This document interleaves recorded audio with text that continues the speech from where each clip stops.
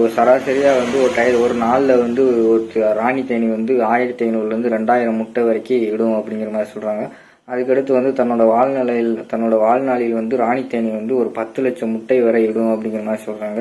அரை லிட்டர் தேன் உருவாக்குறதுக்கு வந்து 1200 தேனீக்கள் வந்து சுமார் 1,12,000 மைல்களை வந்து கடந்து பூக்களில் போய் தேன் சேகரித்து வருமா.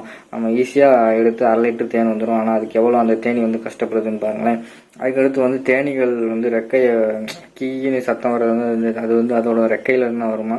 அந்த ரெக்கையை வந்து ஒரு நிமிஷத்துக்கு 11,400 தடவை வந்து அந்த ரெக்கையை வந்து ஆட்டும் அப்படிங்கிற மாதிரி சொல்கிறாங்க. அதே மாதிரி ஒரு மணி நேரத்தில் 25 கிலோமீட்டர் வரைக்கும் பறந்து போகிற அளவுக்கு அதுக்கு வந்து திறமை இருக்குது அப்படிங்கிற மாதிரி சொல்கிறாங்க.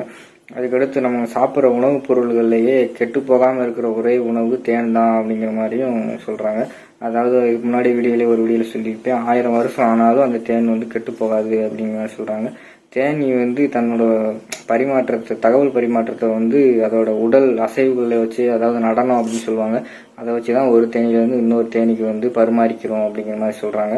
அதுக்கடுத்து வந்து ஒரு நாளில் வந்து ஒரு தேனி வந்து கிட்டத்தட்ட 2000 பூக்கள் வரைக்கும் போய் அது வந்து தேனை வந்து சேகரிச்சுட்டு வரும் அப்படிங்கிற மாதிரி சொல்கிறாங்க. அதுக்கடுத்து வந்து தேனில் வந்து நிறைய ஊட்டச்சத்து இருக்கிறதுனால அது வந்து நம்ம உடம்புக்கு ரொம்ப நல்லது, வைட்டமின் தாதுக்கள்லாம் இருக்கும் அப்படிங்கிற மாதிரி சொல்கிறாங்க. இதோட பார்த்தீங்கன்னா இந்த வீடியோ வந்து முடிஞ்சு.